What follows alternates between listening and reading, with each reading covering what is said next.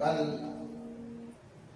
बहुत important day है, महत्वपूर्ण दिन है, निर्जला एकादशी की कथा होने से पहले बहुत डेटें बनाई जा रही थी कि कौन सी डेट को कथा की जाए, लेकिन हमारे आदरणीय सुशील भाई जी ने बार बार यही कहा कि जिस कथा में निर्जला एकादशी आएगी उन दिनों में कथा होनी चाहिए, और इसी को मद्देनजर रखते हुए ये कथा जो है निर्जला एकादशी के दौरान रखी गई।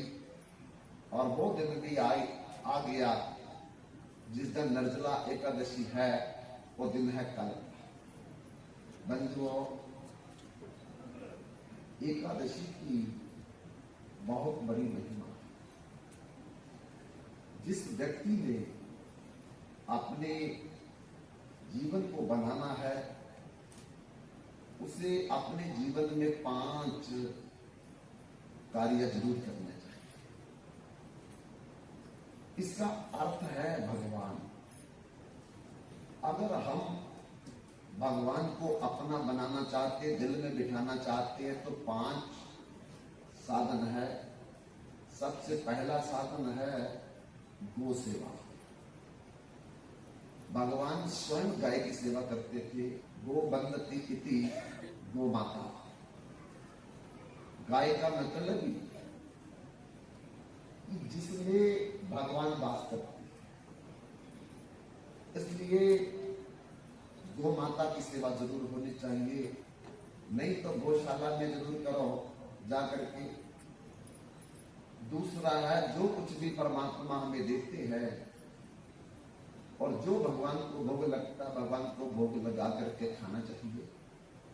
तीसरा, अपने घर में तुलसी का पौधा जरूर लगाओ, क्योंकि तुलसी साक्षात महालक्ष्मी का अवतार है, सीता का अवतार है, रुक्मिणी का अवतार है।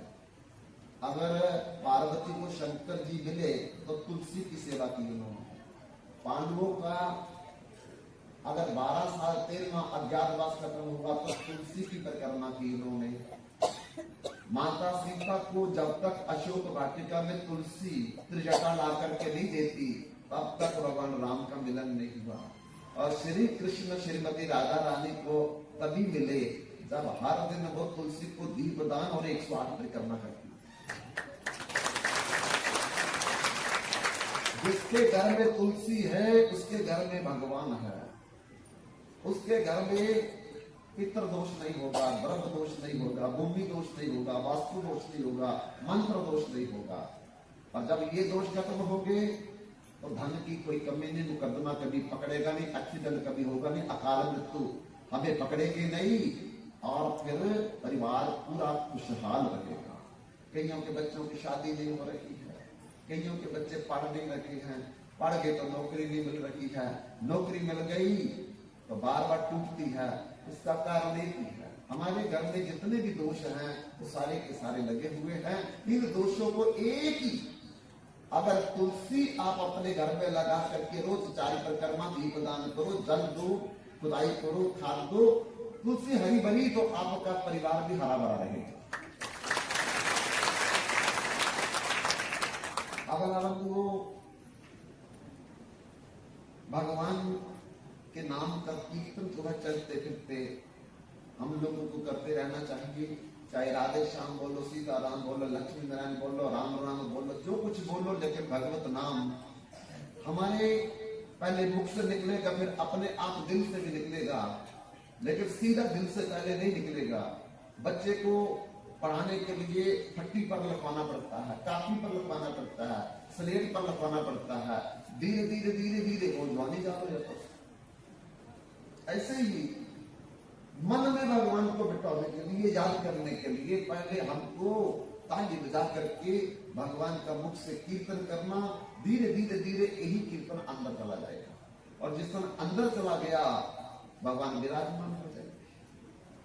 और 5वां एकादशी व्रत है। एक तो डॉक्टर भी कहते हैं कि कम से कम 15 दिन में एक बार भाई हल्का अल्पाहार फलाहार करना चाहिए, ताकि ये भी तो एक मशीन है और एक मशीन को लगातार चलाई और चलाई और चलाई और उसकी सर्विस ना करो, ओवरहालिंग ना करो, तो एक दिन वो मशीन जो है वो गर्म होकर के खराब हो जाएगी। आपने कार ली, स्कूटर लिया है, कोई और गाड़ी ली है, अरे उसकी बीच बीच में सर्विस करवाते, सर्विस स्टेशन में ले जाकर के ओवरहालिंग कराते हो, तो ये भी तो एक भगवान ने मशीन दी है। इस मशीन को भी तो कभी रेस्ट मिलनी चाहिए। जब 24 घंटे 7 दिन चलाते ही रहेंगे तो फिर कितने दिन चलेगी बताओ। इसलिए डॉक्टर भी कहते हैं कि 15 दिन में एक बार या तो ना खाओ, या फिर जल ही पियो, जहां पे कोई और रस पी लो, नहीं तो कम से कम फल खा करके, हल्का खा करके, कम से कम इस मशीन को थोड़ी रेस्ट तो जरूर देनी चाहिए। तो बंधुओं, इसीलिए हमारे ऋषि मुनियों ने महीने में 2 एकादशी बनाई, ताकि 15-15 दिन में हम 2 दिन आराम की जिंदगी जिए, थोड़ा कम खाएं, नींद कम ले, दुनियादारी की बात कम करें, और उस दिन कम से कम हम भगवान का भजन में मन लगाएं। तो उसी का नाम है एकादशी। ये कैसे प्रकट हुई, कौन से युग में प्रकट हुई, किस कारण प्रकट हुई, और इसमें अन्न क्यों नहीं खाना चाहिए, अन्न खाने से क्या दोष लगता है, थोड़ा इस पर हम चर्चा करेंगे। कि सतयुग था और ब्रह्मा जी के परिवार में एक राक्षस पैदा हो गया, और उस राक्षस का नाम था कालजंग। उसने बहुत अत्याचार किया लोगों पर, फिर वो मर गया। उसका पुत्र मूल राक्षस वो पिता से भी ज्यादा अत्याचारी था, और जमीन को भी जीत लिया, पाताल को भी जीत लिया, अब स्वर्ग को भी उसने जीत लिया। सारे देवता भगवान की शरण में गए कि हे प्रभु, मूर नाम का राक्षस जो है इस स्वर्ग को पर भी कब्जा कर लिया, आप हमारी सहायता करो। भगवान ने कहा ठीक है, तुम चलो, हम नारायणी सेना लेकर के उनसे युद्ध करेंगे। भगवान नारायणी सेना लेकर के, देवताओं को साथ लेकर के मूर नाम राक्षस और उसकी सेना के साथ युद्ध करते हैं। युद्ध करते करते करते करते 10,000 साल दिव्य व्यतीत हो गए, लेकिन ना वो राक्षस मरा, ना भगवान इसे मार सके। आखिरी भगवान थक गए, और थक करके भगवान 4 धाम की यात्रा जो करने जाते हैं, वहां बद्रीनाथ धाम है। तो बद्रीनाथ धाम में एक सिंगा नाम की गुफा है, जिस गुफा की लंबाई है 12 योजन, 12 144, लगभग 150 किलोमीटर लंबी है। उसमें चले गए और उसमें जाकर के सोने लगे कि थोड़ी थकावट दूर हो जाए। राक्षस को पता चल गया, गुप्तचरों के माध्यम से अपनी खड़ंग लेकर के वहां पहुंच गया। सोए हुए भगवान को मारने लगा।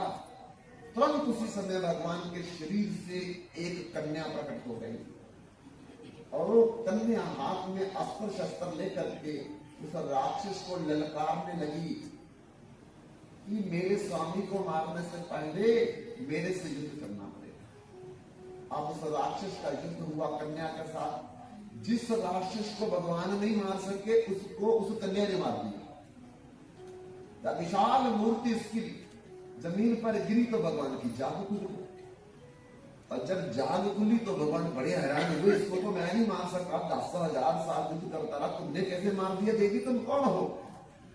उस कन्या ने कहा, मैं आप ही के शरीर से प्रकट हुई हूं, मेरे को ये नहीं पता कि मैं कौन हूं, मेरा नाम रखो आप, फिर बाद में बात करूंगी।